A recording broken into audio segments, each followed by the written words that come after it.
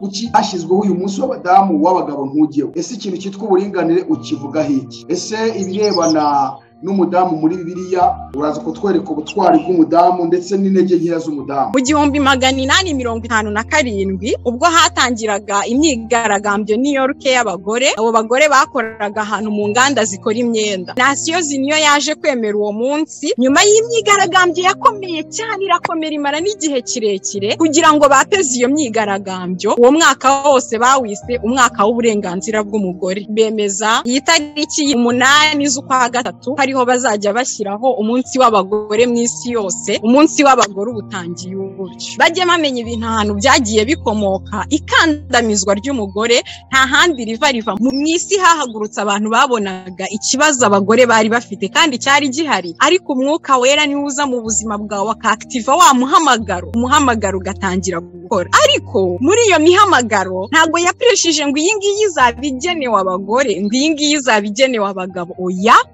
Imana yahaye bamwe, ntago yabise abagabo, ni bamwe muri mwe. Babandi mu 120 rirenga, Bibiliya ipresiza ko hari harimo n'abagore. Uru rwango ruri hagati y'umugore n'inzoka nirwo rwatumye bigera muri 77 umugore nta burenganzira agira. None rwa rwango nirwo rugarutse guhesha umugore uburenganzira. Byasobanuraga la discordance sagesse, cyangwa se gutandukanya, gushwanyaguza imiryango binyuze mu buryo bw'ubwenge. Haza nyine wa mwuka nakubwiye nanga cyane wo kwigereranya. Haza ikintu cyuko buri gihe kugira ngo umugore avuge uburenganzira bwe agomba kwerekana uburyo umugabo ntacyo ashoboye. Imana yabumbye umuntu mu gitaka, ibumba Adamu, ariko igiye gukora umugore ngo biba ngombwa kwikuramo igufwa, ngo twebwe turi ibiremwa bikoze mu igufa, ariko abagabo ngo ni ibiremwa bikoze mu byondo. Ibyo bintu ntago ari byo. Twese umugore n'umugabo Imana yaturemye mu ishusho yayo, ahubwo wa mwuka wo gushyira urwango hagati y'umugore n'inzoka. Uyu muntu wamaze gushaka akabyara niwe umenya agaciro k'igitsina gore, niwe umenya agaciro k'umugore. Umugabo utamenya imbaraga z'umugore navuga ngo nawe sinzi uko abatekereza. Imana imubabarire rwose, akayikorera rimwe, arimo aronsa akajya mu nkono akagaragura ngo bidashirira, akabafuzaho gatoya, akabayogesha isahani imwe kugira ngo aze kurangiza imirimo yose irangiye. Aho niho naboneye imbaraga z'igitsina gore. Ariko ko no mwiyobokamana mu madini ibintu bigarukamo nk'idini rya Isilamu, umugore hari ahantu atemerewe kwinjira.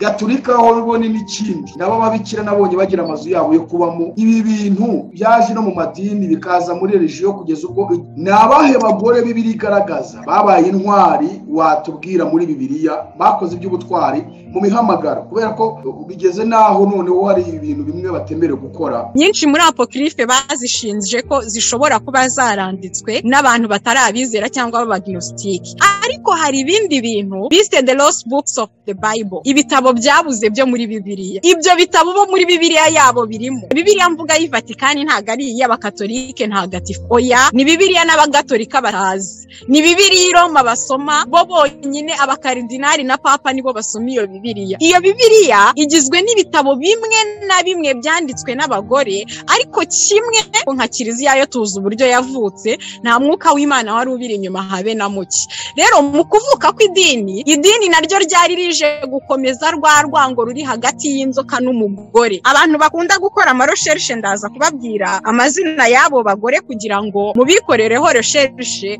Uwa mbere yari intumwa Petra, uwo nguwo mbabwiye. Uwa kabiri yari intumwa yitwa Mariyamune. Uyu Mariyamune we mukakuza we yari n'igisonga cya Herode, yari umugore ukomeye cyane. Tukabonamo uwitwa Suzana, bongeraho ngo n'abandi bagore benshi bo bari abo gusapotinga ministeri ya Yesu. Kuri ubutumwa bwa mbere bw'agakiza ntago ari uko Yesu yapfuye, ahubwo nuko Yesu yazutse, kuko mu kuzuka kwa Kristo nimwo harimo umwuzuro wo gucungurwa. Imana ishima ko abavuga butumwa ba mbere batanga ubutumwa bw'umuzuko wa Kristo baba abagore. Hari undi mugore witwa Prisikira, garuka kenshi cyane muri Bibiliya. Uyu mugore we yari intumwa. Prisila yari apotre hamwe n'umugabo we Akwila. Muri iyo mihamagaro ntago yapreshije ngo iyi ngiyi izabigenewe abagore, ngo iyi ngiyi izabigenewe abagabo. Oya, yaravuze ngo Imana yahaye bamwe, ntago yabise abagabo, ni bamwe muri mwe. Hanyuma waruvuze uti yewe uburinganire simbwemera, hari impamvu zimwe utanze ariko ntago ziranyura neza. Hari ibintu nifuzaga ko udusobanura cyane, nk'uyu munsi mpuzamahanga w'abadamu cyangwa abari n'abategarugori ese wemera ko hariho ipfobya cyangwa se ipfobywa ku gitsina gore? Hari igihe umugabo yakoraga wenyine agatunga urugo, ariko byaje kugera ahantu abagore bagenda babakingurira imiryango bakemererwa gukora, ariko saleri yabo ikaba ari nk'icya kabiri cy'umugabo kandi bakoze akazi kangana. Niyo mpamvu uzasanga mu ngo zacu nta torero rihari, tukajya mu madini ngo tugiye ku itorero, kuko niba itorero ritari mu rugo rwawe, mu mutima wawe probability yuko ridahari niyo nini cyane. Azatujyana muri amazu meza yaduteguriye, nitugerayo tuzahora turirimba, zaba kumwe na Eliya, zaba kumwe na Abrahamu, tuzahora turirimba ushimwe Mwami. Reka nongere suhuze wowe udukurikiye aho uri, yaba hano mu Rwanda ndetse i Burundi, Uganda, Tanzania, Congo ndetse n'ibindi bihugu biri hirya, Zambia, Mozambique, Malawi, Zimbabwe, Centrafrique, South Africa ndetse n'abari Madagascar n'abandi mwese muri mu bihugu bitandukanye byo muri Afurika. Mu fata umwanya wanyu mukurikira ibiganiro bitambuka kuri Iron TV, ishakiro ry'ubutumwa bwiza bw'ubwami bw'Imana. Turabifuriza amahoro y'Imana. Turasuhuza rero abandi bari hakurya y'amazi magari, umugabane w'Uburayi kwa Clarisse, Belgique ndetse n'abandi bari France, abari mu bihugu bitandukanye by'Uburayi, Buholandi, Busuwisi, Norway ndetse n'ahandi tutarondoye. Mwese mufata umwanya mukurikira ibi biganiro. Imana ibahumugisha cyane. Suhuza abari ku mugabane wa Amerika muri states zitandukanye, namwe tubasabiye umugisha. Abari Canada, Imana ibahumugisha cyane. Turasuhuza abandi bari mugabane wa Aziya, abari mu Buhinde, Korea y'Epfo, abari mu Bushinwa, abari Malaysia. Mufata umwanya wanyu mukumva ibiganiro. Imana ibahumugisha. Ndetse n'abandi mwese muri ku mugabane wa Oceania, abari muri Australia, tubifurije kugubwa neza no guhirwa muri byose. Mukomeze kubona umugisha w'Imana mu butumwa bwiza mwumva butambuka kuri iyi platform.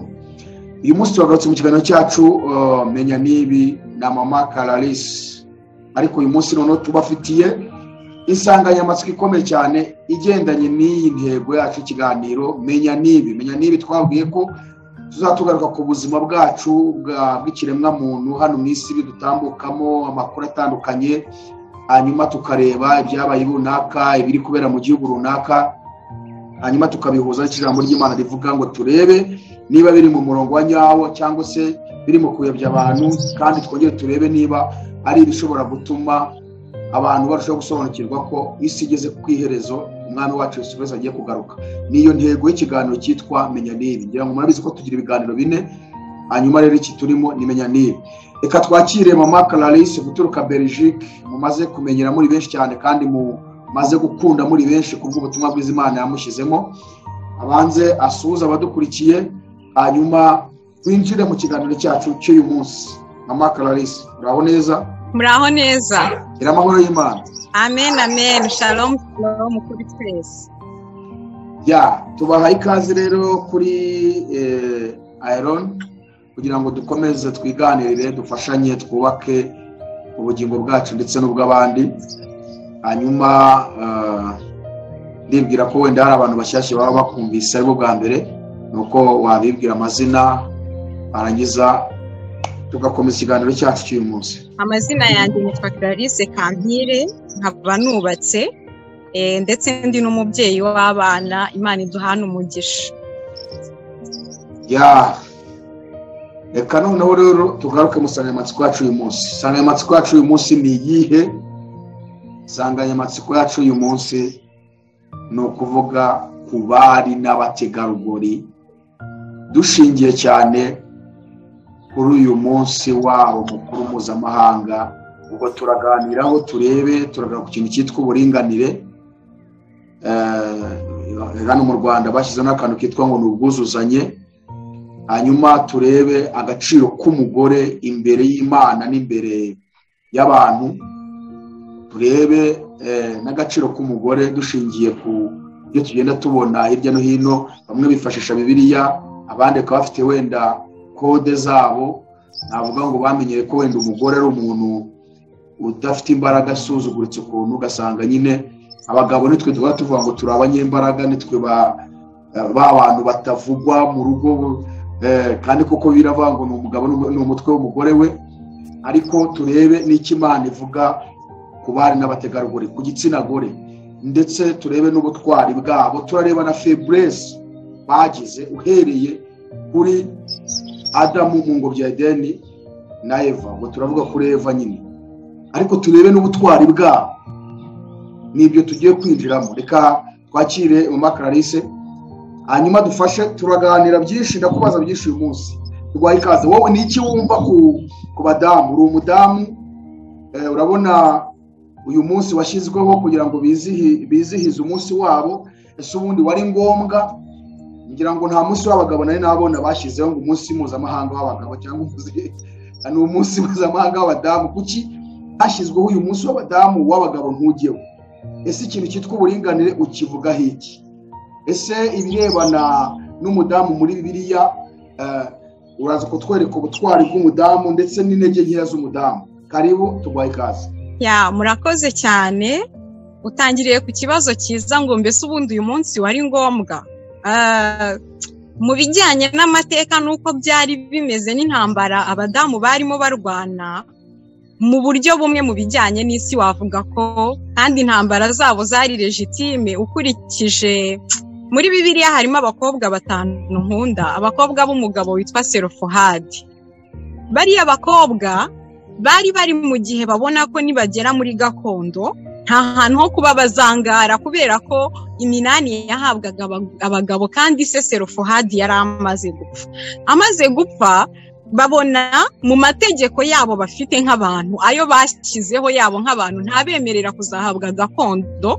muri bene wabo barangije urubanza rwabo barushyira Mose nawe arushyira Uwiteka ya Mana yacu rero itagirenganya itagirobanura abantu ku butoni nk'uko twebwe tubikora Imana ibacira urubanza rukwiriye iravuga ngo nubwo amategeko yanyu atabyemera ariko abakobwa ba Selofehadi nibarenganurwe Haleluya rero nibwira ko mwisi hahagurutse abantu babonaga ikibazo abagore bari bafite kandi cyari gihari ntago cyashize n'uyu munsi kiracyahari ngira ngo nyinshi mu ntambara umaze iminsi urwana nuko uba waratinyutse guha umwanya umugore ngo avuge Imana ku bantu bamwe ni ikizira mbese ikizira cyahanuwe n'umuhanuzi Daniel cyahagaze kuri Ayalonu kuri bamwe kubera ko kuri bo hari igihe ngiye ntabasha kubishyikira niba umwuka wera yaraziye abagabo gusa niba bumva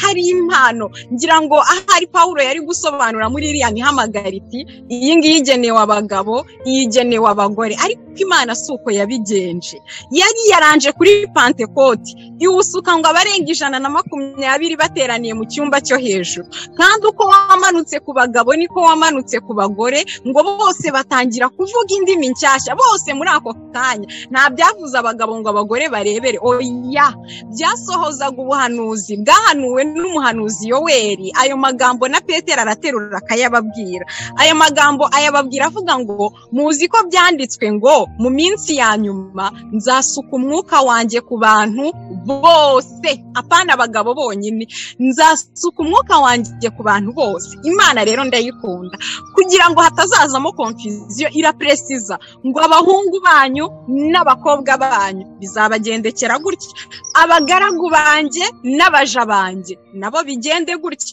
hanyuma n'abari mu zabukuru abakecuru n'abasaza nta kategori n'iyi n'imwe Imana yasimbutse itayivuzeho umwuka wera Paulo ageze mu Befeso ibice byaho 4 asobanura icyatumye duhabwa uwo mwuka wera ngo nuko ngo Imana yashyize daboro intumwa abahanuzi abigisha abavuga butumwa bwiza n'abashumba mu itorero ngo kugira ngo abera bose bafashwe iyo mihamagara 5 ushobora kuwukoreramo uri gukoresha umutwe gusa ariko umwuka wera niwe uza mu buzima bwawe akaktiva wa umuhamagaro ugatangira gukora ariko muri iyo mihamagaro ntago yapreshije ngo iyi ngiyi izabigenewe abagore ngo iyi ngiyi izabigenewe abagabo oya yaravuze ngo Imana yahaye bamwe ntago yabise abagabo, ni bamwe muri mwe.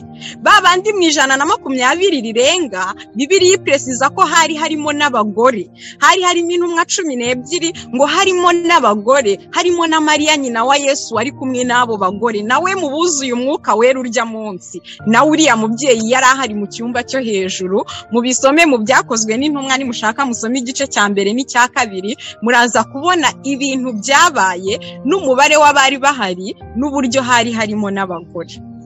Ariko noneho warubajije uti mbese uyu munsi wari ukenewe? Jewe nibwira ko kubisi wari ukenewe, intambara bisi barwanye wari ukenewe, ariko kuri jye biteye isoni, biteye n'agahinda kuba mu itorero dufite izi ntambara. Bigaragaza ko turi mu itorero cyangwa se turi mu madini. Reka mu itorero izi ntambara ntazo dufite.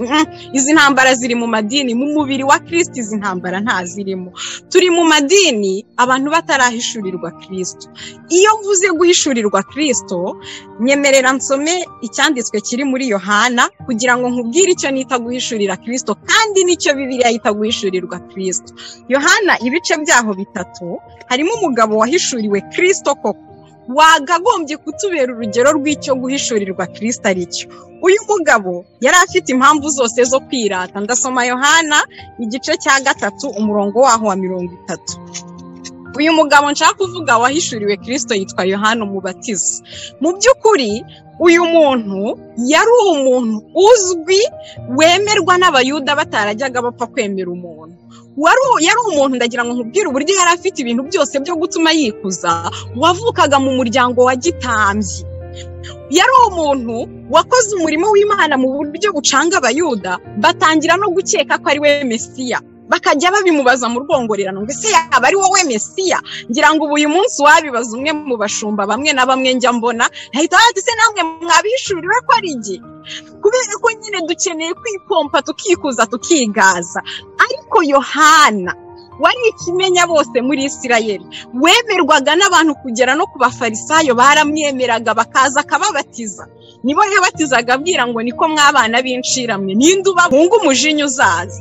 Baramwemeraga ku buryo ubutumwa Yohana yavuze bwatumye batangira gukeka ko ari Mesiya. Ariko amaze kubatiza Yesu, ngo Yesu nawe aragenda atangira kubatiriza hirya. Abantu babandi bamenyereye kuduteranya bakatumontaleze contre les autres mu muhamagaro, baza kureba Yohana bati uzi byabaye, wa wundi wabatije aragusimbuye. Noneho abantu benshi ni nawe bari gusanga, ariko umva amagambo Yohana yababwiye kubwo kuba yamaze guhishurirwa Kristo wari we. Yohana igice cya 3 yenda ndahera ku murongo wa 26 kugira ngo byumvikane. 25. Abigishwa ba Yohana bajya impaka n'umuyuda ku byo kwiyeza. Mwigisha, uwari kumwe nawe hakurya ya Yorodani, uwo wahamyaga, dore nawe arabatiza, n'abantu bose baramusanga. Ubwo ngira ngo aho Yohana abatiriza abantu bari babuze, batangira ko ati dore aho kugira ngo baze hano ari twe dusanzwe dukora uyu murimo, bose baramusanga. Ngo Yohana arabasubiza ati ntacyo umuntu yashobora kwiha kubwe uretse keretse yagihawe kivuye mu ijuru. Namwe murambera abagabo yuko navuze ntisige Kristo, ahubwo natumwe kumubanziriza.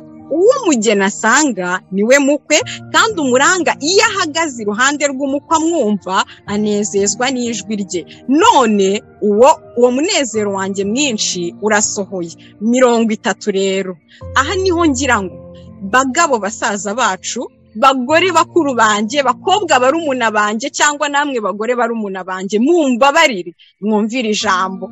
Yohana 3:30 haravuze ngo wakwiriye gukuzwa, naho jye nkwiriye kwicisha bugufi. Iyo umaze guhishurirwa Kristo usanga mu by'ukuri nta rindi kuzo ufite. Uko waba uvuga abantu bakihana, uko abantu baba bakwemera kose, Kristo akwiye gukuzwa, ahubwo ukagenda ugabanuka. Uko urushaho guhishurirwa Kristo, niko ugenda ugabanuka, muri wowe ugabanuka, kugeza igihe uzagera ku rugero Pawulo yagezeho mu Bagalatiya ibice 20 umurongo wa 20. Uko Kristo yiheshereza icyubahiro muri wowe, byari bikwiye ngo urusheho kumanuka, uzagere naho watinyuka ukavuga nka Pawulo uti burya jye sinkiriho, ahubwo nabambanywe na Kristo, none uyu munsi sigiriho ni Kristo uriho muri jye. None ninde wankomera amashyi bikampungabanya ko atari ayanjye? Amashyi ko ari aya Kristo. Ninde wavuga ngo wazuye abapfuye bikampungabanya ko ibyo nabyo atari ibyanjye? Kuko uzitegereze, icyubahiro nicyo kigushije abantu benshi uyu munsi. Rero kuko mu madini yacu twuzuye nk'abantu bataragira ryahishurirwa rya Kristo, bashaka kuba ari bo bakuzwa abandi bakamanurwa, usanga izi ntambara zari mu isi natwe tuzifite. Iteraniro riramutse ririmo abagabo bahishuriwe Yesu, badakeneye gukuzwa mu maso y'abantu, ntago bakwicarira abagore. Riramutse ririmo abagore bahishuriwe Kristo, badakeneye gukuzwa mu maso y'abantu, ntago bahora bahanganye n'abantu ngo ibi nibi, ngo ya wowe uba wowe ugakora ibyo wahamagariwe. Ndumva ari icyo nasubiza kuri icyo kibazo. Uyu munsi mpuzamahanga wizihizwa kuwizihiza, wari ukwiriye kubaho, wari ukwiriye mu ruhande rw'umubiri. None ubwo no mu itorero ndabona byarabagezeho ko nabo bakwiye kuwizihiza. Ni gute ubona mu idini, mu madini bawizihiza nabo? Ni uburyo bakandamizanya? Ni gute? Jewe mbona mu madini ikintu cyabaye, twananiwe gusohoka mu murage wa Adamu wa mbere ngo twinjire mu murage wa Adamu wa kabiri, kubera ko Adamu wa mbere yarazwe icyaha, Eva wa mbere yarazwe gukandamizwa n'umugabo, kuko Imana yaramubwiye. Reka amasome yenda mu itangiriro, ndasoma itangiriro ibice byaho ni 3. Ndaza gusoma mpereye ku murongo wa 15.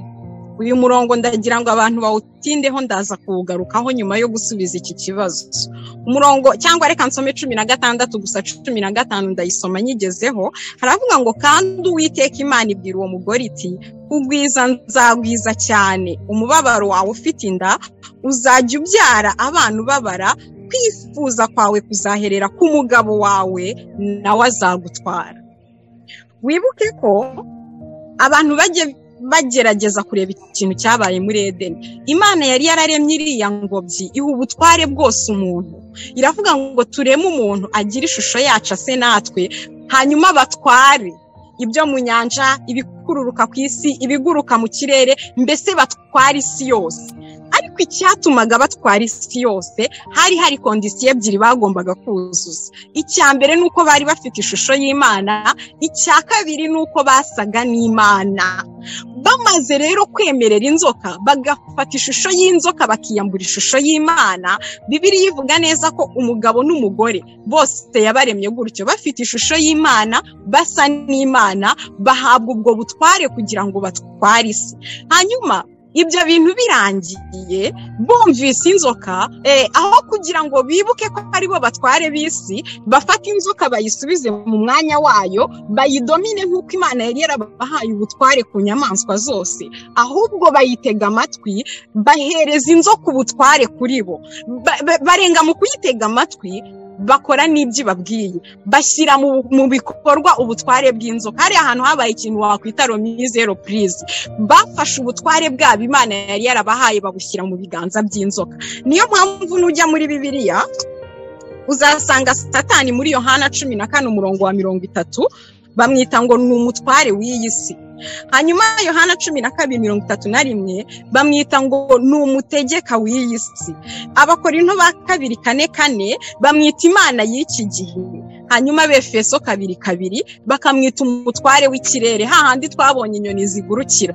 Hariya nitwe twari tuhafite ubutware, hariya nitwe Imana yari yarahahaye ubutware, ariko Adamu na Eva barabufata babushyira mu biganza by'inzoka. Inzoka kuva uwo munsi ihinduka umutware w'isi, umutegeka w'isi, umutegeka w'ikirere, Imana y'iki gihe. Ibindi bintu byose byakurikiyeho mu yandi moko yose atarayoborwaga n'Imana, inyuma yabyo habaga hariyo umutware w'isi, hariyo umutegeka w'isi, hariyo umwuka utegeka ikirere, hariyo imbaraga za Satani, kuko muri Edeni abantu bari bamaze kwiyambura ubumana, bituma Imana inabirukana kuri siege yari yarabahaye ari Edeni ngo baje bayitwariramo, irabirukana baragenda, ariko itanga isezerano ry'uko hazaza Adamu wa kabiri, kugira ngo abantu bongere basubire mu mubano bahoranye mbere y'icyaha. Mbere y'icyaha ntabwo umugabo yigeze akenera kwigereranya n'umugore.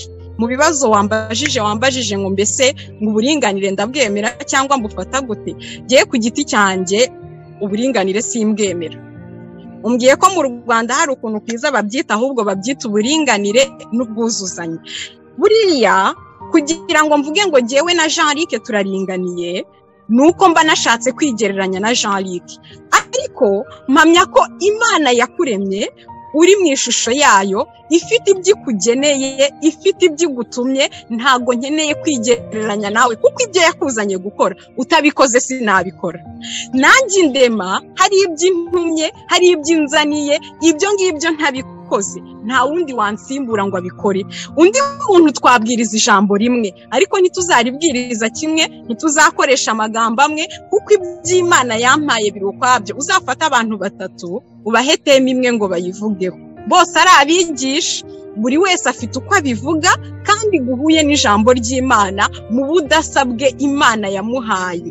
Hanyuma n'undi naza azagira uko abivuga byuzuza ibya wa wundi mu budasabwe nawe Imana yamuhaye. Rero uyu mwuka wavuye muri Edeni uzanywe n'inzoka niwo watumye abantu bashaka gutangira kwigereranya, ati se ndaringaniye na kanaka, ndaringaniye na kanaka. Bwa budasa Imana yaduhaye buba butakariye muri Edeni. Aho kugira ngo nkubonemo agaciro k'icyo Imana yaguhaye, nkabanza nkabona ubwanwa, nawe ukabanza ukabona icyo dutandukaniyeho, ukambona nk'umugore aho kumbona nka mushiki wawe muri Kristo, ukambona nk'umugore aho kumbona nk'urugingo rwawe ku mubiri wa Kristo, ukabona mbese dusigaye tubanye ikiganza cyiyama ikirenge, ukuboko kwiyama ukuguru. Buri wese arumva ya bintu umwe akaba umuhanuzi, akaba umwigisha, akaba ibyo byose amemu. Ariko icyo Imana yanzaniye gukora ni njye wagikora, icyo Imana yakuzaniye gukora ni wowe wagikora. Ni nayo mpamvu ivuga ngo nimutabikora ibyo nabazaniye n'ibiti n'amabuye bizakora.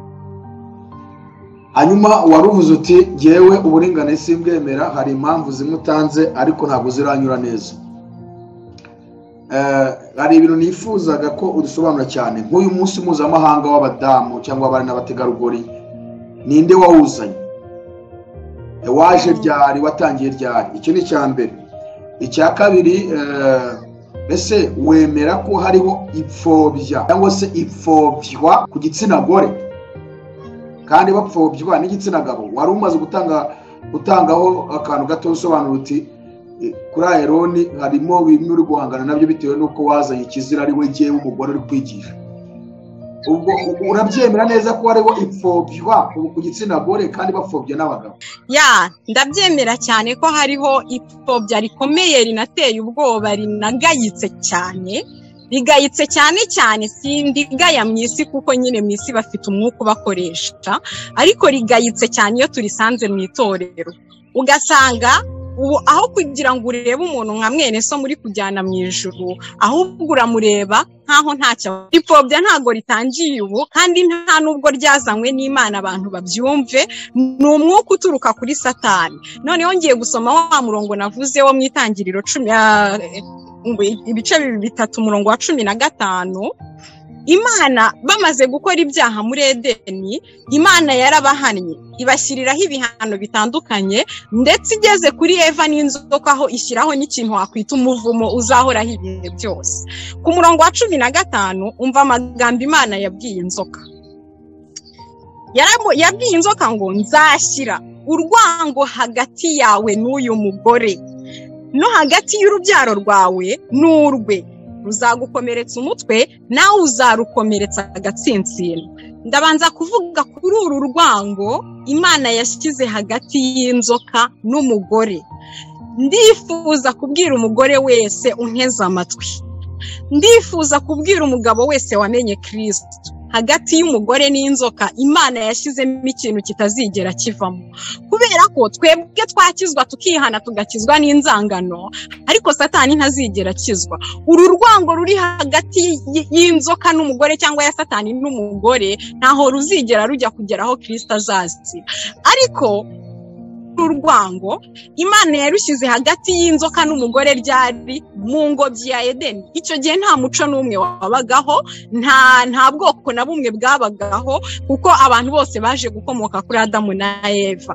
Niyo mpamvu Adamu amaze guhereza ubutware bwe, Adamu na Eva bamaze guhereza ubutware bwabo inzoka igahinduka umutegeka w'iyi si, inzoka igahinduka umutware w'iyi si, yagiye yenspira abantu bubaka imico yose bayubakiye kuri rwa rwango ruri hagati y'inzoka n'umugore. Kuko tuzi ko umwuka w'iyi nzoka niwo mwuka ukorera mu batumvira. Abantu bose batavutse ubwa kabiri, bose bavutse batumvira. Imana y'iki gihe ari yibayoboye, umutegeka w'isi ari ubayoboye.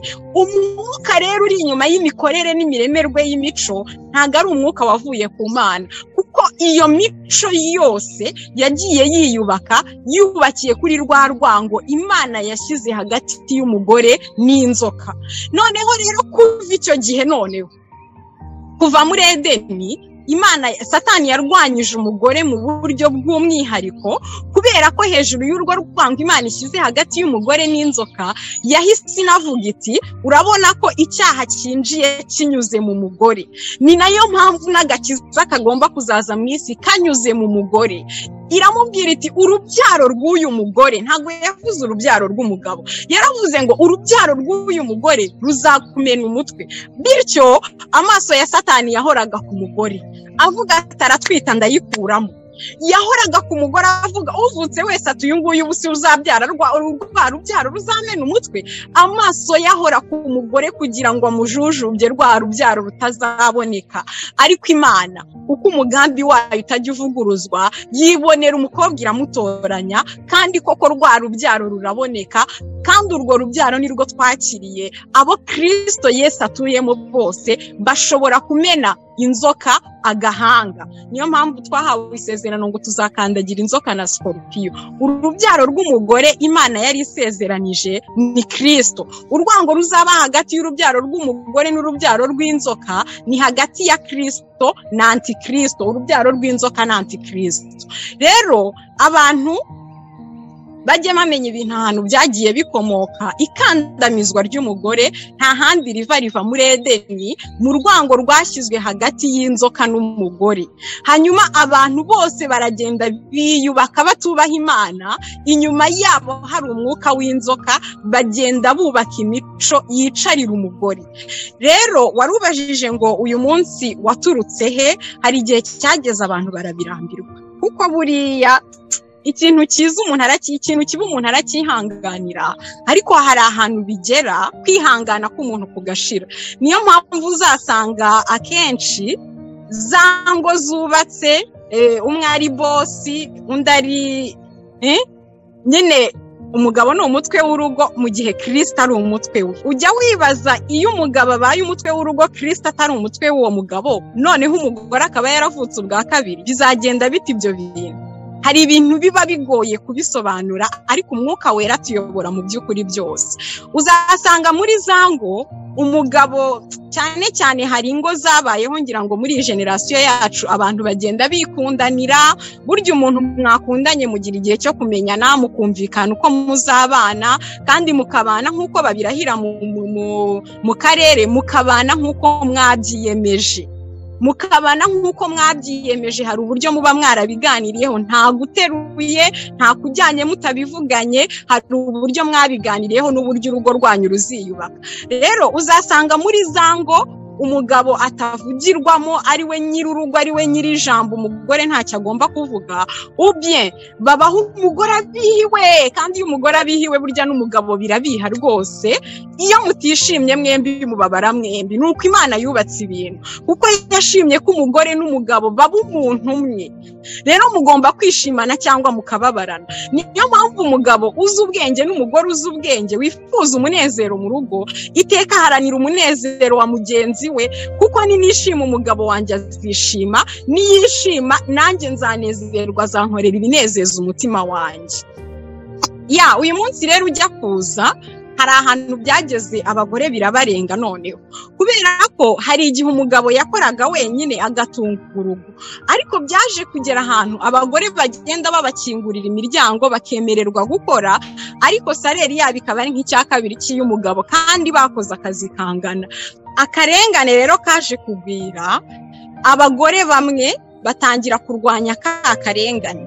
Buriya ikibabaje ni uko aka karengane kaza kakagera no mu bitwa abantu b'Imana, mu ngo zabo hakananirwa kwagukuza Kristo ngo bo babure. Ubundi nabivuze, urugo ruhuriyemo umugabo wahishuriwe Kristo n'umugore wahishuriwe Kristo, hari ibintu tutakongera kumva mu mateka y'isi, kuko bombi bakwishima, buri wese aba afite gucira bugufi cyane uwo babana, cyangwa gucira bugufi Kristo akaba ari ugaragara mu rugo. Uribaza niba Kristo ari ugaragara mu rugo mu mugabo, Kristo akaba ari ugaragara mu rugo mu mugore, urwo rugo rwaba ari paradizo. Ariko turi mu madini tutarahishuriwe Kristo, turi mu madini Kristo. Niyo mpamvu uburyo intumwa za mbere zabagaho hari amatorero mu ngo, ubu byaranze kuko ntiwaba unkoza ku nkeke ufite uko umfata ngo nurangiza tugere mu rugo ngo icara ngo tuganire ijambo ry'Imana, ntibishoboka. Niba utanyerera imbuto ntakwerera imbuto, ntago tuzigera dusangira ibyo kurya by'umwami. Niyo mpamvu uzasanga mu ngo zacu nta torero rihari, tukajya mu madini ngo tugiye ku itorero. Ariko uzasome mu ntashyo za Pawulo, iteka yandikaga ngo mu ntahirize itorero ryo mu rugo rwo kwa kanaka, itorero ryo mu rugo rwo kwa kanaka. Yajya kuvuga uburyo bazimika abakuru b'itorero, yaheraga uko ingo zabo zigomba kuba zimeze, uburyo itorero ryo mu rugo rwabo rigomba kuba rimeze, kuko niba itorero ritari mu rugo rwawe, mu mutima wawe probability yuko ridahari niyo nini cyane. Hanyuma rero abantu babihaze, ni ibintu byatangiye kera cyane, ariko ibyo naboneye records byanditse ni ibyabaye mu 1857 ubwo hatangiraga imyigaragambyo New York y'abagore. Abo bagore bakoraga ahantu mu nganda zikora imyenda, barigaragambya, ariko wareba ibintu bari gukora nyine ukabona ko nta mwuka w'Imana nabyo biri inyuma. Baba basaba uburenganzira bwabo, ariko n'ubundi babusaba nk'abantu nabo badafite umwuka w'Imana. Ngaho imodoka zatwitswe, ngaho mbese habaye ibintu bibi cyane mu gusaba uburenganzira bwabo. Ngaho bafasha abana b'abahungu bakubise mu muhanda, ukibaza ahantu ibyo bintu bihuriye no gusaba uburenganzira bwabo. Icyo gihe rero haba imyigaragambyo, bakagerageza gukemura utuntu tumwe na tumwe. Yakurikiyeho niyo n'ubundi mu Burusiya mu 1917 niyo yamenyekanye cyane, kuko yo yanatumye habaho icyo bise revolution russe. Noneho abantu bazana amashyaka mashyashya yo kugira ngo barengere uburenganzira bw'abagore. Buriya muri communisme harimo ikintu cyo kurengera abagore cyane.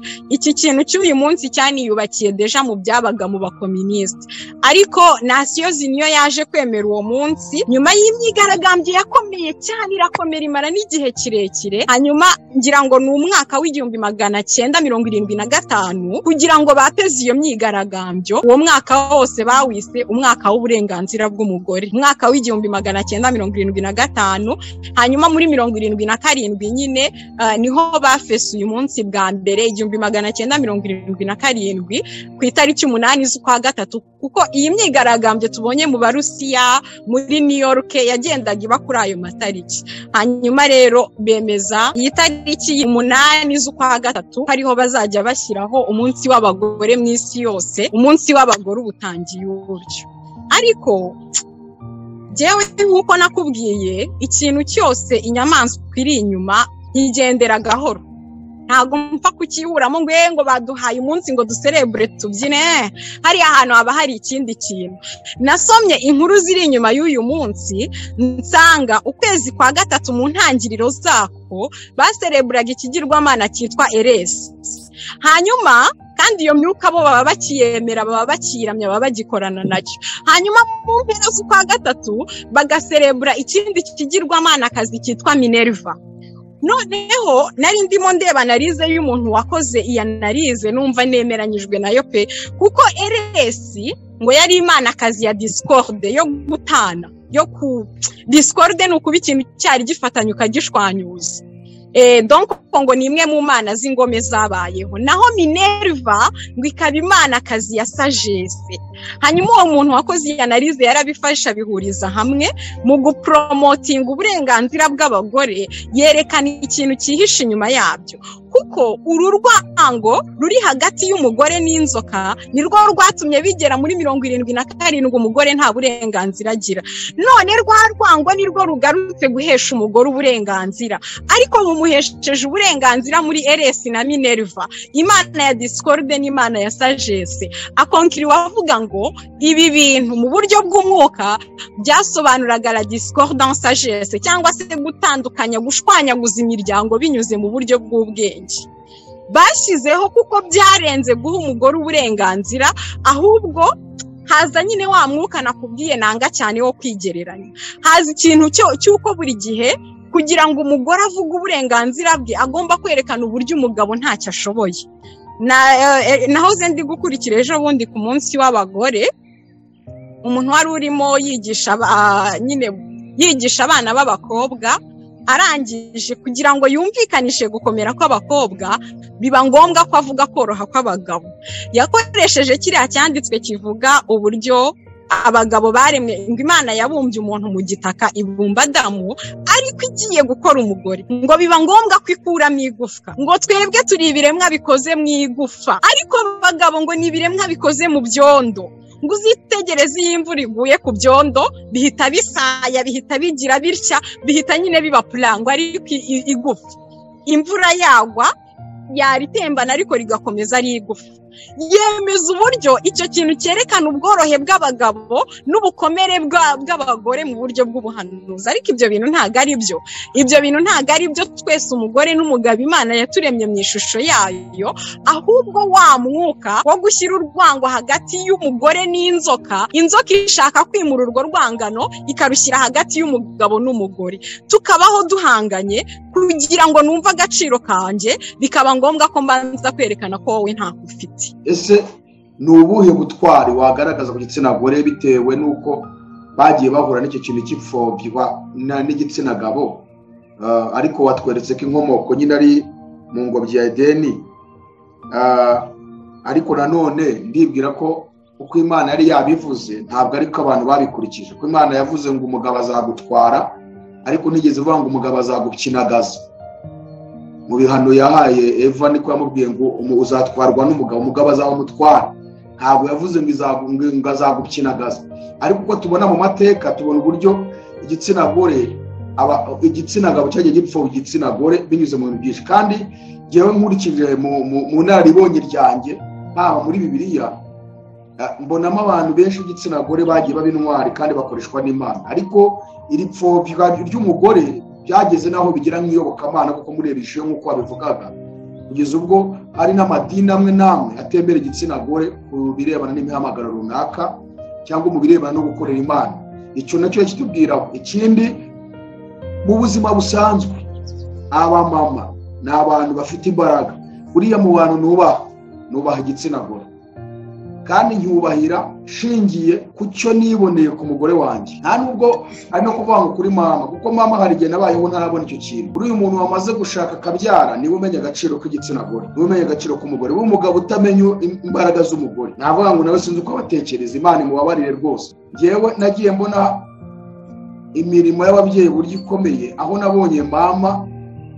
yabaga acikiye umwana ari kumwonsa kugira ngo atarira imbere ye hateretse imbabura wenda akaranza ibiryo runaka ku rundi ruhande hateretse agasekuru ari busekuremo tungurusumu ku rundi ruhande hateretse akabase karimo imyenda y'umwana arimo arafura hanyuma ku rundi ruhande hateretse ibase y'ibyombo arimo aroza iyo mirimo uko ari 5 akayikorera rimwe arimo aronsa akajya mu nkono akagaragura ngo bidashirira akabafuzaho gatoya akabayogesha isahani imwe kugira ngo aze kurangiza imirimo yose irangiye aho niho naboneye imbaraga z'igitsina gore ndavuga ni ibingibi nta mugabo wabishobora noneho nshakiye nibo nabonye uburyo umugore akora uriya mu rugo haba imirimo itapfa kugaragara.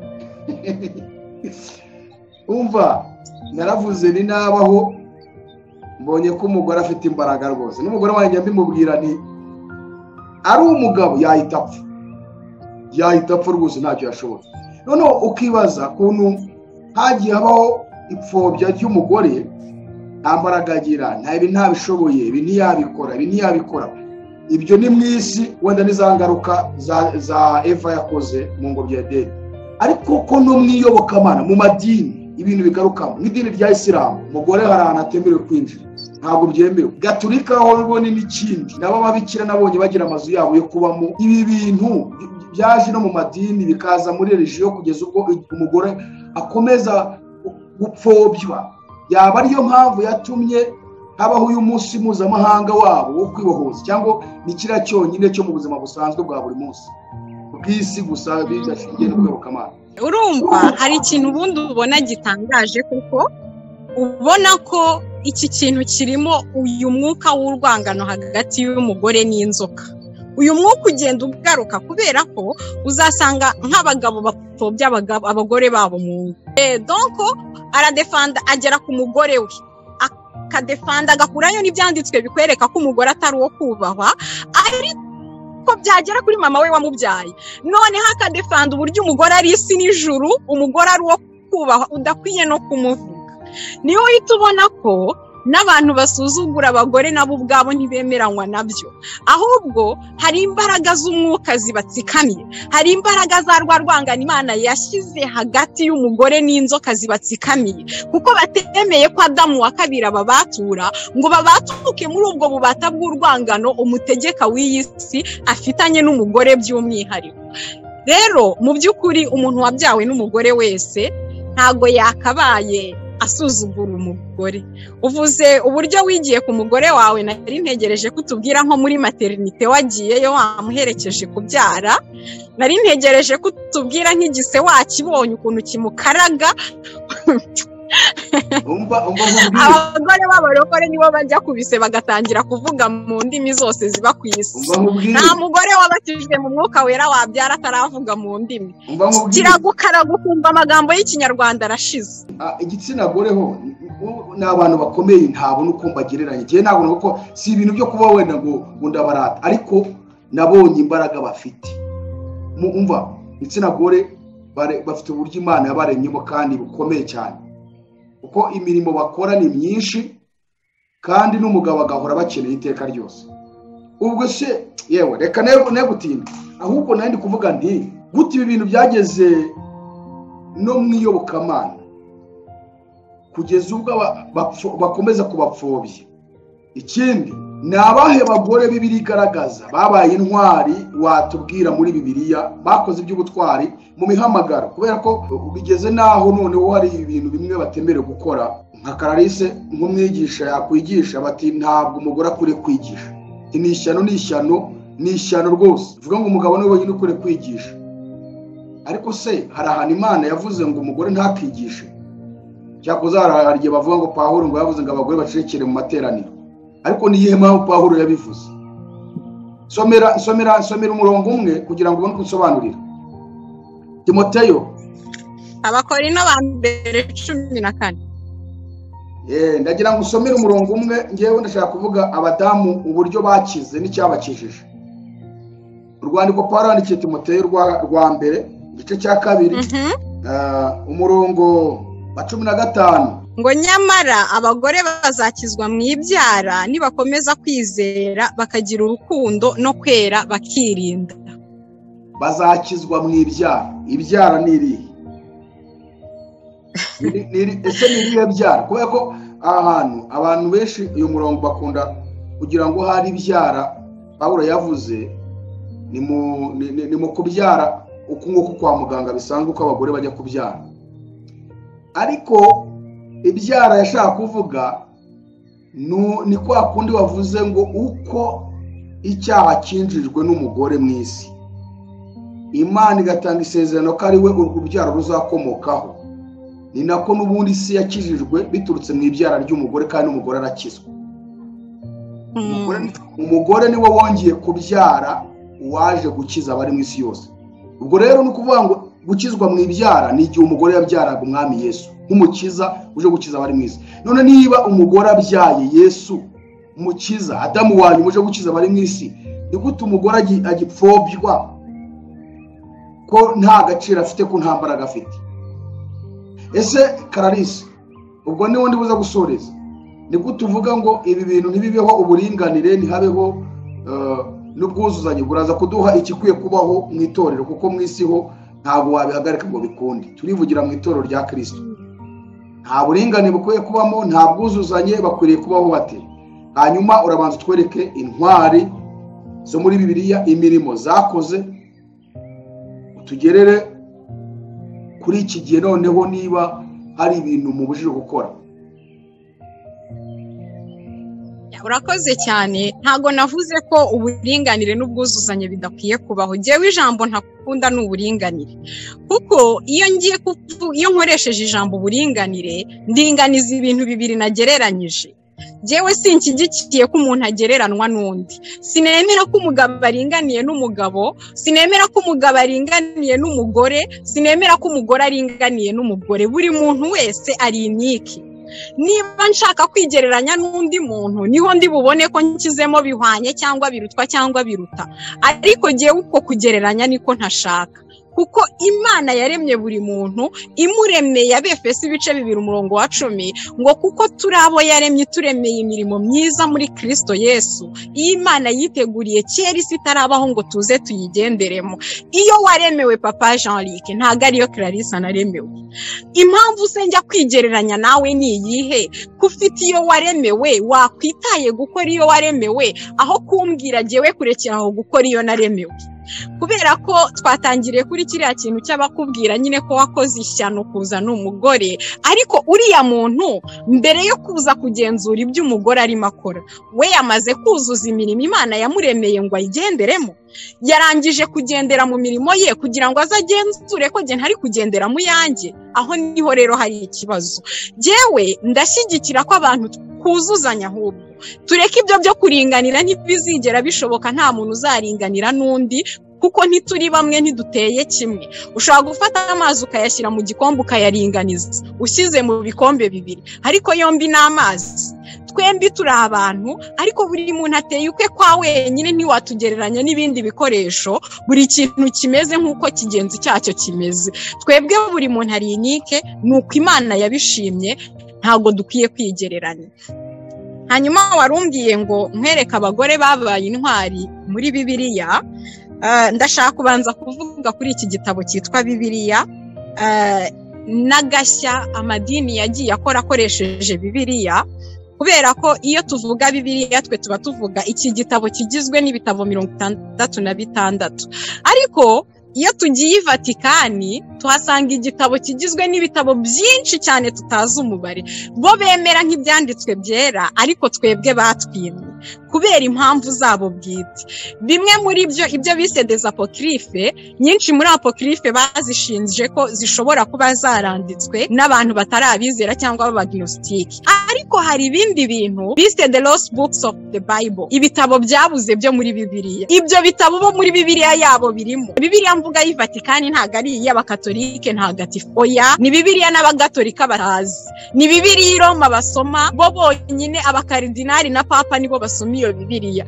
Iyo Bibiliya igizwe n'ibitabo bimwe na bimwe byanditswe n'abagore, ariko kimwe mu bintu idini ryaje gukomeza. Twavuze ko Imana atari yo teri w'idini. Idini, aya madini tubona nako nka Kiliziya yo tuzi uburyo yavutse, nta mwuka w'Imana wari ubiri inyuma habe na muki. Rero mu kuvuka idini naryo ryari rije gukomeza rwa rwango ruri hagati y'inzoka n'umugore, kugira ngo ryirasire ko nitugera no mu itorero ubwacu n'abazakizwa hazahoramo iyo confusion yo kuvuga hagati y'umugore n'umugabo, yo kuzimya imihamagaro tugendeye kuko bamwe ari abagore abandi ari abagabo. Imana izabaza amadini ibintu biteye ubwoba. Abantu mwajimije mukababuza gukora umuhamagaro wabo, Imana izabibabaza mubahora gusa ko ari abagore. Ariko uwo mwuka wari uri mu idini wari umwuka wo kugira ngo nanone ukomeze rwa rwangano, kuko nyine wari uzanye iryo dini nta nubwo yari Kristo, ikomeze idini rize rikomeze rwa rwango ruri hagati y'inzoka n'umugore. Niyo mpamvu muri Bibiliya ya Vatikani harimo igitabo cyitwa Ibyakozwe na Tekla. Tekla ni umugore wari apotre, yari intumwa. Uwo mugore yakoranye na Pawulo umurimo. Pawulo amaze kumusengera niwe wabanje kubwiriza Aziya Mineri imbere yuko Pawulo ahagera. Yakoze umurimo ahindurira abantu benshi mu gukiranuka ari umugore. Harimo igitabo cyitwa Ibyakozwe na Filipo. Icyo gitabo cy'Ibyakozwe na Filipo kivuga ku mugore umwe nawe wari intumwa, kuko muri ibyo bitabo bafite harimo nibura abagore bane ndibuze kukubwiraho twe tutazi muri Bibiliya, ariko abizera bose ba mbere bari babazi kuko bari intumwa zubashywe cyane hagati mu zindi ntumwa. Abantu bakunda gukora amarecherche ndaza kubabwira amazina y'abo bagore kugira ngo mubikorereho recherche. Uwa mbere yari intumwa Tekla, uwo nguwo mbabwiye. Uwa kabiri yari intumwa yitwa Mariyamune. Uyu Mariyamune we musanga mu gitabo cy'Ibyakozwe na Filipo. Icyo gitabo muri Bibiliya y'i Vatikani kirimo, ariko kuko kivuga ku mugore cyane kandi imwe mu nshingano bari bafite ari ugukomeza urwango rw'inzoka n'umugore kugira ngo rukomeze no mu bantu. Icyo gitabo nubwo bo bakizera bagisoma ntacyo twebwe dufite, ariko uyu mugore ushobora kumukoraho recherche kuri Google, yakoze ibintu bitangaje. Umugore witwa intumwa Nino nawe n'undi mugore, noneho n'undi witwa Irene. Abo ni abagore bari muri ibyo bitabo twebwe tudafite muri Bibiliya zacu, nyamara biri muri Bibiliya y'i Vatikani. Igihe uriya mugabo Padiri Jerome, uwo bita Mutagatifu Jerome uyu munsi, yajyaga gutraduiza Bibiliya mu Kilatini, yari afite amategeko agomba kugenderaho y'umwihariko kandi adahawe n'umwuka, ahawe ni Roma. Amwe muri ayo mategeko bwari uburyo ari buze gutraduiza amagambo amwe namwe. Niyo mpamvu ndabashishikariza abantu mukunda kwiga Bibiliya, muzagerageze mushaka ukuntu mwagira nosiyo ku kigiriki cya Bibiliya n'igihe burayo cya Bibiliya. Ni ibintu byoroshye, ujya muri lexique biblique baguha nosiyo zibanze nibura ukajya uzigenderaho. Rero abagore babaye intwari muri Bibiliya naho, ubwo nari mbanje kuvuga muri ibyo bitabo. Muri Bibiliya barimo duhereye yewe muri Ancien Testament aho abaho bose murabazi, ba Debora, ba Esteri, ba Yayeri, wa wundi wishe Sisera igihe Debora yari avuye kunesha urugamba ari kumwe n'umugaba w'ingabo z'Abisirayeli. Abo bantu bose bagiye bakora ibintu bitangaje kandi bikomeye cyane. Hari ikintu kimwe nshaka kongeraho, nshimira Imana ko yo itarobanura ku butoni. Imana isezeranya umwuka wera, yarababwiye ngo mu minsi ya nyuma ngo nzasuka umwuka wanjye ku bantu bose, ntago yavanguye, kugira ngo hatazazana amarigame ngo bamwe bavuge ngo nitwe dufite umwuka wera abandi ntibawufite. Iravuga ngo abahungu banyu n'abakobwa banyu bazahanura, abagabo banyu n'abagore banyu, abakecuru, abaja banjye n'abagaragu banjye, abakambwe banyu, abakambwe n'abasaza n'abakecuru nabo bazarota. Imana ibavuga muri genre zombi ko bombi bagombaga kuzura umwuka wera. Igiye kubikora neza kuri Pentecote, iwumanura mu cyumba cyo hejuru harimo abarenga 120. Bibiliya irapresiza ngo n'abagore bari kumwe nabo, ndetse na Mariya nyina wa Yesu yari kumwe nabo. Uwo munsi nawe yuzuye umwuka wera hamwe n'izindi ntumwa, asigara akorera Imana mu gihe cye. Hanyuma Imana igiye kubahagurutsa mu muhamagaro wa Yesu cyane cyane, niho tubonamwe abagore bagendanye na Yesu. Iyo usomye muri Luka igice cya mbere, igice cya 8 umurongo wa mbere ukagera ku wa 3, ubona ko muri ministeri ya Yesu abandi nibo baheje abagore, ariko Yesu muri ministeri ye yagendanye n'abagore, arimo abatoza kimwe n'abandi bigishwa. Muri abo bagore tubonamo umugore witwa Mariya Magdalena, tukabonamo Yohana Mukakuza we yari n'igisonga cya Herode, yari umugore ukomeye cyane. Tukabonamo uwitwa Suzana. Abo ngabo bo bari abigishwa. Noneho bongeraho ngo n'abandi bagore benshi bo bari abo gusapotinga ministeri ya Yesu. Aba bagore batatu batubwiye hejuru bo bari abigishwa bagendana n'izi ntumwa. Ariko nyuma y'abo bigishwa harimo noneho n'abandi bagore bateraga inkunga umurimo Yesu yakoraga. Rero Yesu ntiyigeze na rimwe yima abagore ijambo, ndetse n'umwuka wera amanuka. Pawulo avuga icyatumye duhabwa umwuka wera ngo nuko ngo Imana yashyize bwa mbere mu itorero intumwa, abahanuzi, abigisha, ababwiriza butumwa bwiza n'abashumba, ngo kugira ngo buri wese abone ikimugaragazaho uwo mwuka, ngo kandi bose bafashwe. Rero niba Imana yaraguhaye ikikugaragazaho uwo mwuka, niki gituma ubuza undi icyo yamuhaye kimugaragazaho uwo mwuka kugikoreramo no kugikoresha? Ubu se abagore twumvira abantu duceceke cyangwa twumvira Imana tuvuge? Wowe ku rwawe ruhande ni ubuhe butumwa wagenera abakristo bari hirya no hino ku isi, na ba bantu bari mu madini? Namwe twagiye tubona bamwe bagiye usa nkaho ubona umudamu cyangwa se igitsina gore gisa nkaho cyashyizwe inyuma ukuntu bitewe n'imyemerere y'idini, ariko nk'umuntu tweretse ijambo ry'Imana icyo rivuga ku gitsina gore, ndetse nawe ubwawe ku bushakashatsi bwawe wakoze, ni ubuhe butumwa wagenera abadamu ku rwego rw'isi? Ni ubuhe butumwa wagenera igitsina gabo ku rwego rw'isi, kugira ngo tubashe kuba mu buzima bwubahisha Imana kandi natwe ubwacu mu ngo zacu tubanye neza mu mahoro? Wari umaze kutwereka abadamu bamwe bavugwa muri ibyo bitabo biri muri Kiliziya Gatolika cyangwa se biri i Roma, sibyo? Bitaboneka muri Bibiliya yabo n'ayindi ntagatifu. Cya kabiri no kutweretse bamwe mu badamu bavuzwe mu isezerano rya kera bagiye bakorera Imana. Se mu isezerano rishya hari ahantu wabona havugamo umugore umurimo yaba yarakoze mu itorero ryo isezerano, mu itorero kuva itorero rivutse nyine mu isezerano rishya?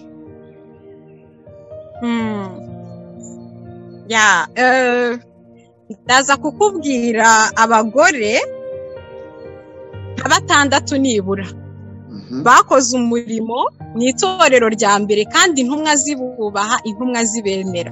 Abagore ba mbere ndi bukubwireho n'aba bagore bagiye ku gituro, nibo bahawe ubutumwa bwa mbere bw'agakiza. Buriya ubutumwa bwa mbere bw'agakiza ntago ari uko Yesu yapfuye, ahubwo nuko Yesu yazutse, kuko mu kuzuka kwa Kristo nimwo harimo umwuzuro wo gucungurwa. Imana ishima ko abavuga butumwa ba mbere batanga ubutumwa bw'umuzuko wa Kristo baba abagore. Ayo makuru mwayasanga muri Luka ibice 24 umurongo wa mbere n'uwa kabiri, ntago ndi buhasome. Hanyuma hari umugore witwa muri Bibiliya y'Ikinyarwanda bamwise Rudiya. Uyu mugore yatangije itorero ry'Ituwatira. Igihe intumwa zahageraga zivuga ubutumwa, Pawulo niho bahasanze uyu mugore witwa Lidiya. Lidiya niwe wabaye umukristo wabo wa mbere, ndetse ngo abajyana iwe anabatirisha be bose. Itorero ry'Ituwatira ritangirana n'uwo rirakura kugera ubwo tubona igihe Yohana yahabwaga ubutumwa bw'amatorero, n'itorero ry'Ituwatira ryari ririmo. Niwe fondateri rero w'itorero ry'Ituwatira, niwe wabwirije ubutumwa hari yafatanije n'intumwa, kuko zo zarazaga zikabwiriza zarangiza zigakomeza umurimo. Uyu Lidiya niwe watangije itorero ry'Ituwatira. Hanyuma hari undi mugore witwa Purisikira, garuka kenshi cyane muri Bibiliya. Uyu mugore we yari intumwa. Purisira yari apotre hamwe n'umugabo we Akwila, ndetse tubona ko igihe Apolo ntago mbahaye aho ibyari byanditse ku bari kwandika, ni mu byakozwe n'intumwa 16 umurongo wa 14 n'uwa 15. Hanyuma uyu Purisikira muka Akwila we tumubona kenshi cyane mu ntashyo za Pawulo cyangwa mu buhamya. Uyu Purisikira muka Akwila we tumubona ahantu mu byanditswe hagiye hatandukanye Pawulo amuhamiriza, ndetse anavuga umurimo w'intumwa akora. Ariko igikorwa gikomeye yakoranye n'umugabo we, aho tubona rwose ko yakoze umurimo ukomeye ni igihe Apolo ajya kubwiriza ngo bamutega amatwi. Apolo yari yarigishijwe gusa umubatizo wa Yohana, bahitamo kuko Apolo yari umuyuda wabwirijwe yemera Kristo, ariko ntiyahabwa inyigisho zose uwizera akwiye guhabwa.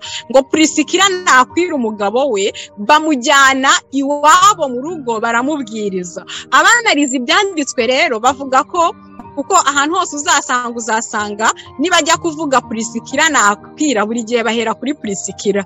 Bavuga ko muri iri torero Prisikila yari afitemo influence ikomeye ku buryo nyine amaze kubwiriza umugabo w'agakizwa nawe akamwigisha ngo agasobanukirwa ibyanditswe, batangiye kujya bagendana, ariko Prisikila niwe mu by'ukuri wari uri mu muhamagaro mu bigaragara. Inkuru ya Prisikila rero yigisha Akwila, abasoma mushobora kuyisanga mu byakozwe n'intumwa 18 umurongo wa 24 kugera 26. Abandi bantu bakoze nanone umurimo w'ubuhanuzi ari abakobwa, ni abakobwa bane b'umugabo witwa Filipo. Iyo nkuru mwayisanga mu gitabo cy'ibyakozwe n'intumwa 21 umurongo wa 8 kugera ku wa 9. Abo bakobwa ngo bagendaga bahanura, bari buzuye umwuka wera, bari abana b'uwo mugabo witwa Filipo. Filipo ni wa mugabo wahanuriye Paulo amubwira ngo yafashe umushumara wizengurutsaho ngo nyiri uyu mushumi nagiye Yerusalemu baramugirira nabi, nuko bari bumugirire. Rero abakobwa be nabo ngo bari abahanuzi kazi buzuye umwuka w'Imana, ntago batubwira amazina yabo. Iyo usomye nanone mu gitabo cy'Abaroma ho ndi buhasoma, ariko Abaroma mu ntashyo za Paulo, muri izi ntashyo za Paulo atashyamo abantu 10, 7 muri bo bari abagore. Muri izi ntashyo zo mu Baroma ibice 6, ariko 16 ndasoma gusa umurongo wa mbere n'uwa 2, ubundi nze gusimbuka nsoreze ku wa 7. Paulo atangira ashima umugore witwa Foyibe akavuga ngo mbashimiye Foyibe mushiki wacu, ari we wa mudiyakonikazi w'itorero ry'Ikenkiriya, ngo mumwakire kubw'umwami wacu nk'uko bikwiriye abera, kandi mumufashe mu byo azabashakaho byose, kuko nawe yafashije benshi barimo jye. Uyu mugore witwa Foyibe yari agiye i Roma, akomotse mu itorero ry'Ikenkiriya, agiye gukorera umurimo i Roma. Hanyuma Paulo arangije arabandikira abasaba ngo bamwakire, bamureka gukorera umurimo aho ngaho kuko ari umudiyakonikazi w'Ikenkiriya kandi ushimwa. Ntago batubwira umurimo yari agiye gukora mu itorero ry'i Roma, ariko ni ikintu kijyanye n'umurimo w'Imana cyari kimujyanye, cyagombaga gutuma itorero ry'i Roma rimwakira.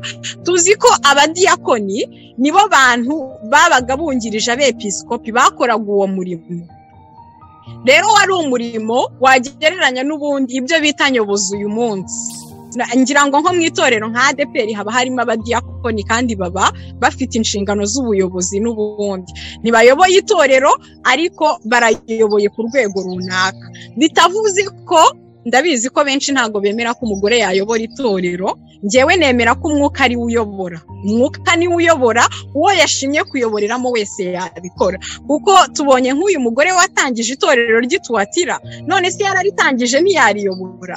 Aba bagore bane nakubwiye uko ari bane bose bari intumwa, bagenda bashinga amatorero hirya no hino. Aba bagore ni abantu amateka yabo uyasomye urarira, barafunzwe, barakubiswe, ariko bakomeza umurimo w'Imana. Ibyo uzi Paulo yanyuragamo, aba bagore Tekila we baranajyanaga. Ibi byose babinyuranyemo, barafunganwe, ndetse n'icyo gitabo cy'ibyakozwe na Tekila na Paulo kirimo inkoni nyinshi bakubitanywe bateparinye Tekila ngo nuko ari umugore. Nta hantu na hamwe itorero rya mbere ubona ko ryigeze riheza abagore mu murimo w'Imana. Uyu rero Foyibe we yari umudiyakonikazi ugiye mu butumwa i Roma, ubutumwa bw'ijambo ry'Imana. Hanyuma ageze ku murongo wa 3 agarukamo Prisikila na Akwila ngo muntahirize Prisikila na Akwila bakoranye nanjye muri Kristo. Iri jambo mu Cyongereza baravuga ngo my fellow workers, abo duhuje umurimo. niba Pawulo akwise fellow worker nuko mukora umurimo umwe, umurimo w'intumwa. Aba bagore, uyu mugore Prisikira n'umugabo we Akwila, intumwa zose zabakiraga nk'intumwa. Ariko noneho tugeze ku murongo wa 7 w'izi ntashyo, tuhasanga undi mugore abantu benshi batazi, kandi nawe amateka ye ni meza cyane, ndabingingira kuzayakurikirana. Uyu mugore ku murongo wa 7 baravuga ngo muntahirize Andironiko na Yuniya dusangiye ubwoko. Ndashaka gusoreza kuri uyu mugore witwa Yuniya dusangiye ubwoko, ngo bari babohamwe nanjye ari ibirangirire mu ntumwa. Noneho ahangaha Pawulo afata umugore umwe akamuhamiriza ko yari intumwa kimwe nawe. Uyu Yuniya n'uyu mugabo witwa umurongo wa 7 Andironiko na Yuniya bajyanye na Pawulo bagiye mu murimo w'Imana kuko bari intumwa zigenzi ze, ngo bafunganwa nawe. Ariko ikigeretseho ngo bari ibirangirire mu ntumwa zose, bari bazwi abantu babemera nk'intumwa z'ibirangirire. Muri bo harimo uyu mugore witwa Yuniya. Hari umugabo wanditse igitabo akita ngo Yuniya, ngo Junior is not alone, ngo Yuniya ntari wenyine. Arimo asobanura abagore bakoreye Imana nyuma y'intumwa rwose muri biriya binyejana bya mbere, ariko uyu munsi bakaba barazimijwe ntawe uzi amateka yabo. Ugiye ku mukristo usanzwe ukamubaza ngo Yuniya ninde, ntawazi. Kandi Yuniya yabaye intumwa ngo yikirangirire mu ntumwa zose. Rero uyu munsi nimwumva abantu barwanya abagore ngo babaye intumwa, icyambere mpamya ko abantu batanumva intumwa icyo ari cyo. Iyo uvuze intumwa abantu bumva ari apotre washinze itorero, ariko umurimo w'intumwa ni umurimo uteye ubwoba ku buryo nta muntu wawiyavantiramo atawuhamagawemo. Ntabwo aba bantu bajyaga mu murimo w'intumwa gushakamo icyubahiro cyangwa amaturo, babaga bagiye gushakamo inkoni n'uburoko, ariko niba bazabibonamo muri ubwo buroko hakavukamo abantu. Yuniya numwe mu bantu ngo batangije ibwiriza butumwa mu buroko, ni nayo mpamvu yahoraga afunzwe. Amwe mu mateka yazwi, yahoraga afunzwe, ngo yajyaga kubwiriza abaroko bagahita bamufungirayo, ariko nawe yagendaga yasenze Imana ngo imufashe bamufunge kugira ngo atindane n'abo baroko abakuremo intumwa. Ntabwo rero bashakaga umuhamagaro kugira ngo biyogeze, ahubwo bashakaga umuhamagaro kugira ngo rya jambo natangiriyeho rya Yohana, Kristo akuzwe bo bamanurwe rwose. Nta muntu wakoreye Kristo mukuri no mu mwuka arimo yishakira icyubahiro, ntibibaho, kuko icyubahiro cye ntago azagiha undi.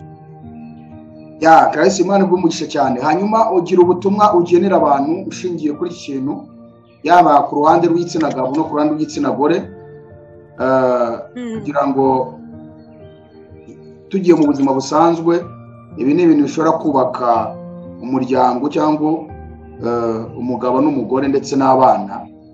Buri wese amenya iki kintu, akamenya inshingano ye n'undi akamenya inshingano ye, bashobora kubihuza bikuzuzanya, ugasanga urugo rumeze neza kandi ntawe upfobeje undi nta n'ukandamije undi. Ikindi mu itorero naryo byatuma umurimo w'Imana ukorwa neza kandi hatabayeho irobanura ndetse n'ijonjoro ryo kuvuga ngo aba nibo bemerewe gukorera Imana, abangaba hari ibyo bagomba kugarukiraho, hari limite bagarukira ahangaha. Gira ubutumwa bagenera hanyuma dusoze. Ubutumwa nagenera abantu ni ubutumwa buvuga ngo Kristo yapfiriye bose atitaye kutuvangura, ntiyigeze adupfira. Abagenera ubutumwa buvuga ngo kuri Pentekote umwuka amanuka, uko ururimi rwamanukiye kuri Petero niko rwamanukiye kuri Suzana wari kumwe nabo, urwamanukiye kuri Filipo niko. Ntago umwuka wera yaje mu bagabo mu buryo bumwe, nguze mu bagore mu buryo bumwe, wabajeho bose kimwe. Ari nako waje no kwa Koruneliyo bibera igihamya Petero yuko yari umwuka wera. Ubutumwa nifuza kubagenera ndabusoma mu gitabo cy'ibyakozwe n'intumwa ibice 10, niho ndi busoreze. cyangwa ndongeraho n'ikindi cyanditswe kimwe mpite nsoza ni ugusoma gusa. Ibyakozwe n'intumwa ibice 10 ndasoma umurongo wa 33 n'uwa 34. Bibiliya iravuze ngo Petero aterura amagambo ati ni ukuri menye yuko Imana itarobanura ku butoni, ahubwo mu mahanga yose uyubaha agakora ibyo gukiranuka iramwemera. Nta kindi kintu ireberaho, uyubaha agakora ibyo gukiranuka Imana iramwemera. Ndasoreza ku magambo ari mu gitabo cy'Abagalatiya ibice byaho 3 ndahera ku murongo wa 26. Haravuze ngo mwese muri abana b'Imana mubiheshejwe no kwizera, ntago mubiheshwa nuko muri abagabo cyangwa abagore. Mwese muri abana b'Imana mubiheshejwe no kwizera Kristo Yesu, kuko mwese ababatirijwe muri Kristo muba mwambaye Kristo. None ntihakiriho umuyuda cyangwa umugiriki, ntihakiriho imbata cyangwa umudendezo, ntihakiriho umugabo cyangwa umugore, kuko mwese muri umwe muri Kristo Yesu. Ubwo muri aba Kristo muri urubyaro rwa Abrahamu, muri n'abaragwa nk'uko byasezeranijwe. Ubutumwa nifuza kubaha ngendeye kuri aya magambo, ndagira ngo nujya gupfobya umugore cyangwa se nawe ubwawe kwipfobya nk'umugore, ujye wibuka inkomoko y'iri pfobyo abagore bakorewe ubuzima bwose, yuko ari urwangano Imana yashyize hagati y'inzoka n'umugore. Ese wa mugabo we urifuza koko gukorerwamo n'umwuka washyizwe w'urwangano rwashyizwe hagati y'inzoka n'umugore? Wa mugore we se urifuza ko uwo mwuka ukudomina? Oya rwose, Kristo yatubaturiye kugira ngo tube urubyaro rwa Abrahamu, tube umubiri umwe, twemerane niko Bibiliya itubwira, dukundane kandi twubahane. Imana iduhane umugisha. Alice turagushimiye cyane, hanyuma mwadufasha gusenga. Ya murakoze cyane, reka dusenge Imana dushimira umuntu wese wakurikiye ubu butumwa. Imana ikomeze kuduhana umugisha. Turagushimiye Mwami yuko ijambo ryawe ritarobanura ku butoni, ahubwo mu mahanga yose abakubaha bagakora ibyo gukiranuka urabemera, kandi abo wemera Mwami ubahamirisha umwuka wawe wera nk'ikimenyetso, kugira ngo abazababona bose bazabarokonese nk'abantu wemeye, nabo babakire Data. Ndakwinginze Data, uze mu itorero wongere ukoremo umurimo Mwami wanjye, abantu bemerane kandi bakundane Mwami Imana. Imitima yacu yigishe kugandukira Kristo no gukuza Kristo, twebwe tukagabanuka, twaba abagabo twaba abagore. Mu ngo zacu duharanire kwiteka Kristo ahora ari hejuru, ni mu izina ry'Umwami Yesu Kristo, amen. Reka tugushimire Clarisse, Imana igumugisha cyane kubw'uyu mwanya wawe duhaye gutanga izi mpuguro ndetse n'inyigisho zitandukanye ku bantu, kugira ngo babashe kubaka umuryango mwiza uzira inenge, umuryango wa Gikristo ndetse no hanze ku miryango idakijijwe, bibwira ko ubutumwa burakora ku mpande zose. Hanyuma rero reka dushimire abandi mwese mwari mudukurikiye, namwe Imana ibahe umugisha kandi mudufashe gusharinga ubutumwa bwiza bukomeze kugera ku bantu, turusheho kwiga no kumenya agakiza kagomba kugendana n'ubuzima bwiza mu ruhande rw'umubiri, kuko umubiri utameze neza agakiza gukizwa byatugora. Umugabo atabana n'umugore we neza gukizwa byagorana.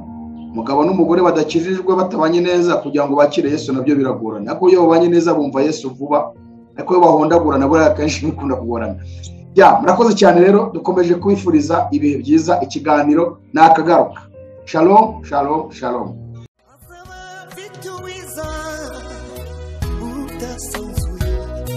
Azaba afite ingororano yo guhema buri wese, guhana n'imirimo yakoreye hano ku isi. Nawe nshuti yanjye aza kwambika ikamba